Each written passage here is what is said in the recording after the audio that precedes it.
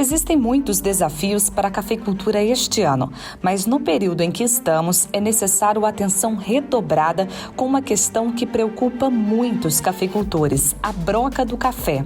Uma praga presente em todas as regiões produtoras de café, que ataca os frutos durante o estágio de maturação. O Paulo Azevedo, engenheiro agrônomo da Syngenta, explica a necessidade do produtor, primeiramente, tomar conhecimento sobre a existência da praga na lavoura e monitorar os talhões desde a florada principal. Eu preciso, na verdade, identificar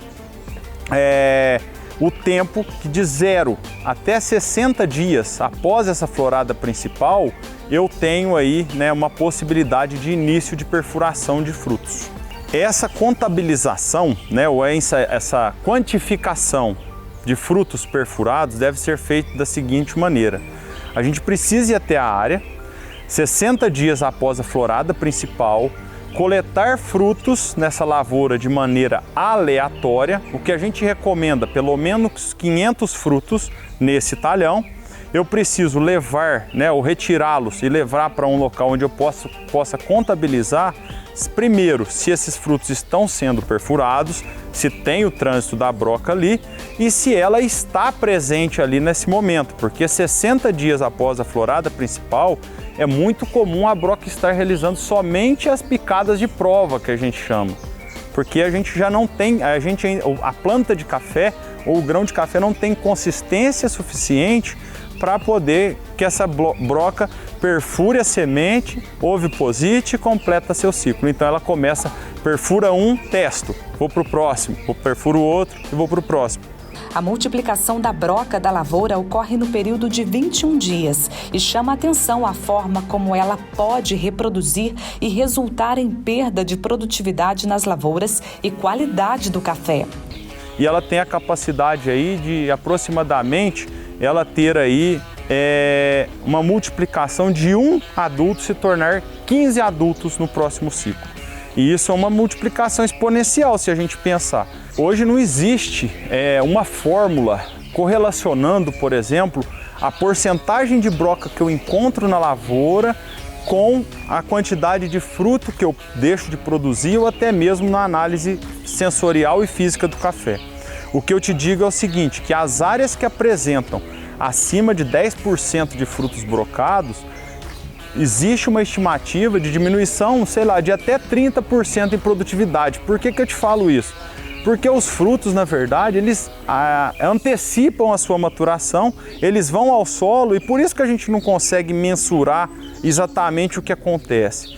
E a outra parte é aquela que chega até o final do ciclo.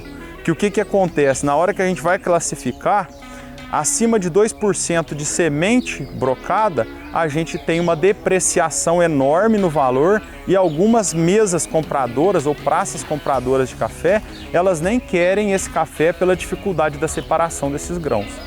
O controle da broca é difícil, mas além do monitoramento, o manejo cultural é uma das saídas encontradas pelos produtores. Outro caminho é a pulverização foliar com inseticidas, conforme explica o engenheiro agrônomo Paulo Azevedo.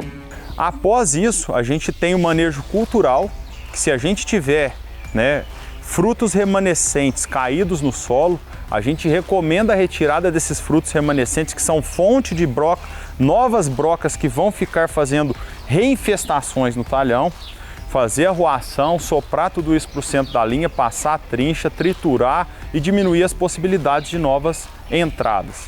A partir daí, Luísa, uma colheita bem feita, ter sido realizada, é o principal controle. Sem sombra de dúvidas, o principal controle é a colheita e a varrição bem feita. Mas, se de tudo, Luísa, a gente não teve uma colheita bem feita, a gente não teve uma varrição bem feita, a gente avança para o principal método de controle, que são as pulverizações foliares com inseticidas. E aí a gente tem o monitoramento como a minha principal ferramenta de tomada de decisão no momento de empregar essa pulverização. Acima desse nível de 1% de frutos brocados, eu preciso primeiramente adotar os produtos que se chamam produtos de choque, que são aqueles produtos que remetem controle até 7 dias após a aplicação. Então eu faço o produto de choque, e numa próxima pulverização eu coloco um produto com período residual de controle e mais seletivo para as outras pragas. Algumas cultivares de café possuem floradas em tempos diferentes. Quanto a isso, o engenheiro agrônomo ressalta que cenários diferentes também devem ser avaliados. Às vezes, em algumas regiões, cafeicultura irrigada ou regiões que já sofreram chuva, nós tivemos uma antecipação de florada que pode ter acontecido ali no início de setembro. E aí geralmente são os frutos de ponteiro. E aí a gente precisa também estar monitorando esses frutos. Não existe uma fórmula, existe um conhecimento agregado para dentro do negócio que a gente precisa empregar.